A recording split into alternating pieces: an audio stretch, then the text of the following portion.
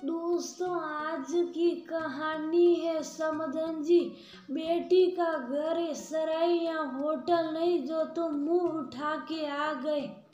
दोस्तों, कहानी शुरू करने से पहले अगर आपने चैनल को सब्सक्राइब नहीं किया हो तो कर लीजिए ताकि आपके पास पहुंच सके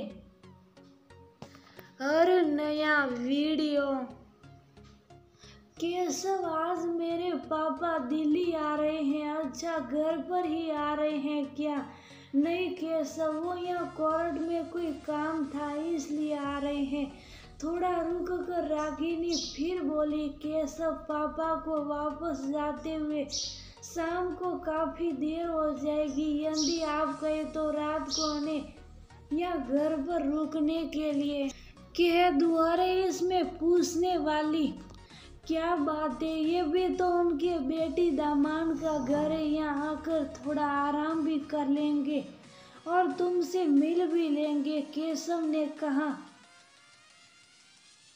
तो रागिनी ने खुश होकर जल्दी से अपने पिता रामानंद को फोन लगाया। पापा, काम होने के बाद आप यहाँ आ जाइएगा, आपसे मिलने का भी बहुत मन कर रहा है।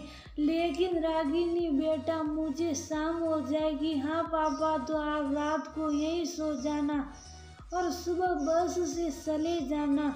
नहीं बेटा, बेटी के घर रात को रुकना अच्छा नहीं लगता। उनकी ये बात सुनकर केशव ने रागिनी से फोन ले लिया और बोला, क्यों पापा, क्या मैं आपका बेटा नहीं हूँ? केशव के आग्रह करने पर रामानंद जी से मना नहीं किया गया। ठीक है बेटा, तुम जिद कर रहे हो तो आ जाऊंगा। रागिनी के पिता अपनी खानदानी जमीन के मामले में दिल्ली कोर्ट आए थे। वह इन दिनों काफी परेशान थे। सारा दिन कोर्ट में चक्कर लगाते लगाते थक गए थे, इसलिए रागिनी के बुलाने पर ऑटो पकड़कर रागिनी के घर चले गए।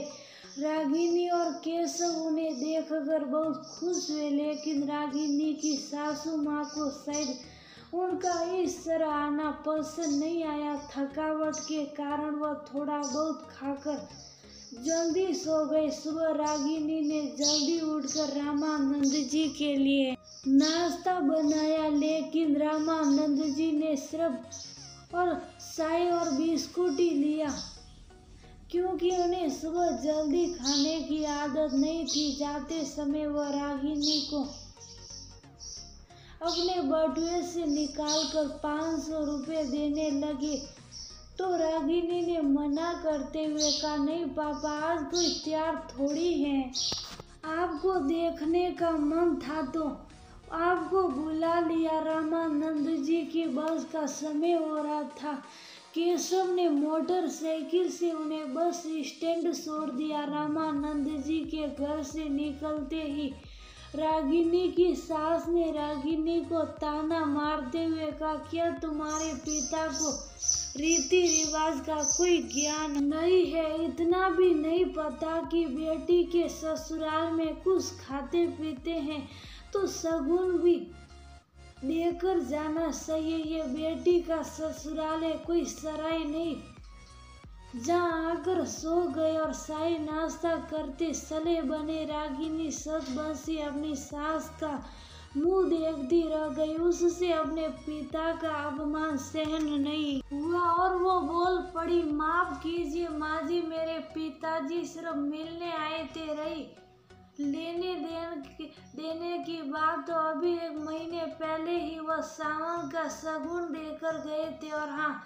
मैं भूल गई थी कि बेटी का ससुराल सराय नहीं 5 स्टार होटल होता है, जहाँ शाही नाश्ता करने के लिए भी 500 रुपये देने पड़ते हैं। इतनी देर में केशव अपने ससुर जी को छोड़कर वापस आ गया था। उसने सारी बातें सुन ली। उसने दोनों को शुभ कराते हुए कहा, अब मुझे समझ में आया कि पापा जी यहाँ आने से इतना कहानी क्यों कर रहे थे। ये घर ना तो कोई सराय और ना ही कोई होटल, ये उनके बेटी दामाद का घर है।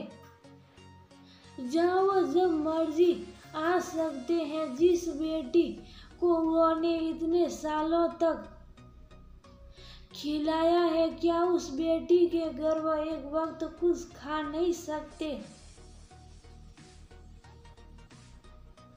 केशव की बात का उसकी माताजी के पास कोई जवाब नहीं था। आज के जमाने में जब सभी बेटा और बेटी के समान होने की दुआई देते हैं, वहाँ जब ये खोखले रीति रिवाजों की बात आती है तो फिर बेटी और बेटों में फर्क क्यों किया जाए?